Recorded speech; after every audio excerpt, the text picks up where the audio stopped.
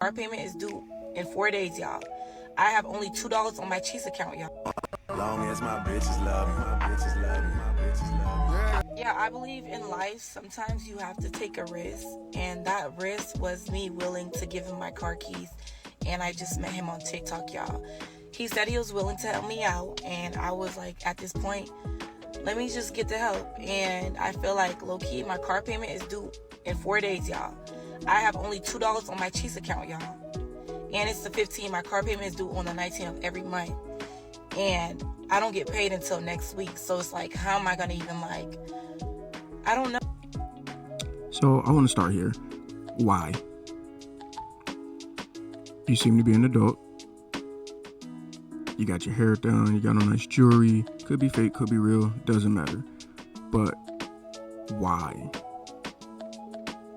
You knew your financial situation before obtaining the car or however you got the car, but you knew you wouldn't be able to afford it at some point, like deep down, but you still wanted the car.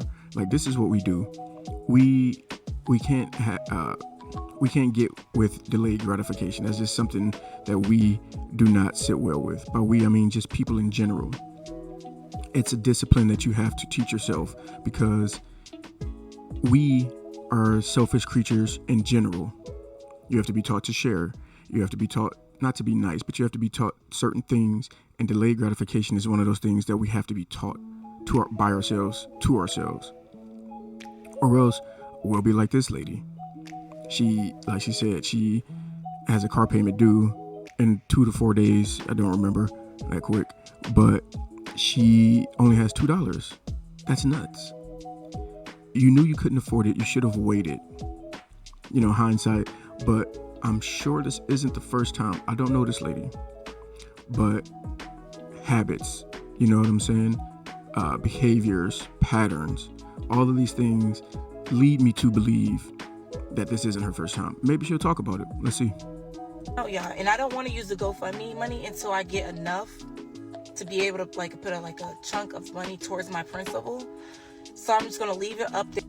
GoFundMe? I got to look into the backstory of this lady. I hope she's not talking about a GoFundMe for her car. There in my bio, and I just seen some of you guys, she just keeps making dumb decisions after dumb decisions, y'all. I live in Port St. Lucie, Florida. If you know what Port St. Lucie, Florida is, it's like a retirement place where old people come to retire. Sounds expensive. If I rent my car on Turo, it's most likely not gonna get rented out. He lives in Miami, Florida, something like that, y'all. And he was willing to help me out. And I said, okay, Miami's a busy city. He was explaining to me, y'all. He gave me his driver license and everything. He's honestly a nice person. At the end of the day, I still don't know him like that, but still I'm willing to take the risk. You know what I'm saying? He was willing to help me out. He gave me updates about my car and everything, y'all.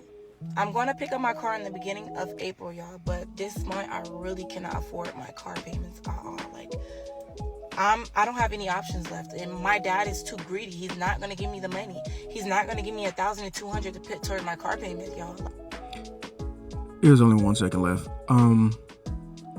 Your dad is greedy because he won't give his adult daughter money for a decision that she made to put herself in. Where's the personal accountability, personal responsibility? Where is it? See, with people like this, and don't get me wrong, I was this person at a point. I don't know how old this lady is, but you can't blame other people for your financial lifestyle. We choose to get these luxury apartments. We choose to get these cars that we can't afford, these brand new cars. And then people, listen, I love the grind. I love when people are trying to make money the right way, and they're coming up with different things that works for them. But I've seen a lot of people doing the Turo thing, and it is not working out right now. So if you're doing Turo, that business plan is looking kind of shaky. People can't afford it. Same thing with Airbnb. Airbnb is going down. People bought rental properties, or they bought properties for Airbnb specific, and that market is starting to slow down a lot. So we just got to be better with our financial decisions not blame other people for not helping us. It's nobody's job to help us as an adult. If she was 16, that'd be a little different with her father helping her, but she's grown. You can't say my father's stingy, greedy. It's his money that he worked for, or if it's Social Security that he put into, whatever. It's his money. When you get your money up, then you can, make those decisions. But let's go to the next one. I could give a fuck by no hater. That's a nice car. Not gonna lie. It is nice. $865 at 21 years old. What type of job do you have, ma'am? That's a beautiful looking car, beautiful looking interior. And just from the infotainment center screen, the outside looks good too. But $865 at 21. You know what you could be doing with that money? If you must have a car note, if you must. I just got a 2019 Buick Enclave. Got it a great deal, I think. Relatively low miles. I pay $330 a month. It's not the car I wanted 100%, but it gets me from A to B. It's reliable. It fits my family. So that's all I need. When it comes to these vehicles, we get what we want, not what we need. At a time when we can't afford to get what we want, not what we need. We are not in the business, by we, including myself, because I have a car payment. I personally want an Escalade, Suburban, Navigator, something like that, right?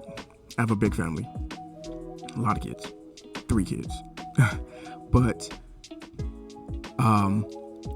I want a truck like that to fit my family, our luggage when we're going on road trips, stuff like that, right? You heard the word I said? The vehicle that I have fits my needs.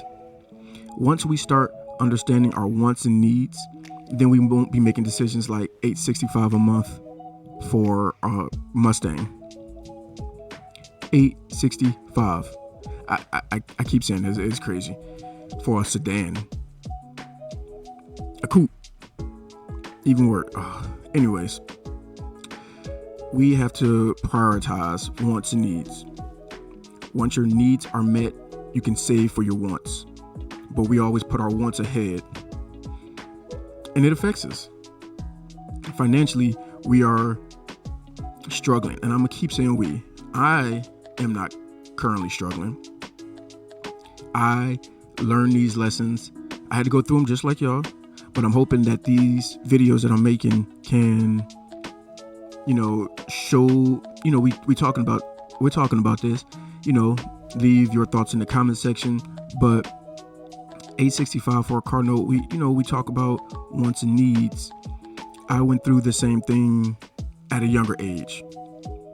I was in the Army for 8.5 years. During deployment, they had a little car service thing where you can order a car and have it ready for you stateside when you come back from deployment.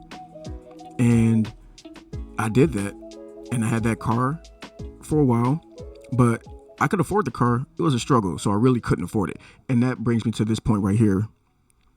We think because we have the money to pay for it, that means we can afford it. If you pay for your car note and your rent and anything else you have to pay for, and you have $100 left, you can't afford your car note. You can't afford that particular rent where you're staying at. So you got to make decisions. Are you going to get rid of the car to have more safety? Because if you only have $100 left after making all your payments, let's just say you get paid 1st and 15th, all your payments are done for the month, and you have $300 left between 4 weeks. You see what I'm saying? So we have to make better financial decisions. We have to prioritize our wants and needs and understand the difference. And we have to stop getting $865 car payments at 21 because we wanted 8 cylinders and 2 iPad screens. And I'm just a girl thing. Don't get me started. But that's the video, y'all. If you like this content, hit the like, subscribe, greatly appreciate it, and catch you in the next one.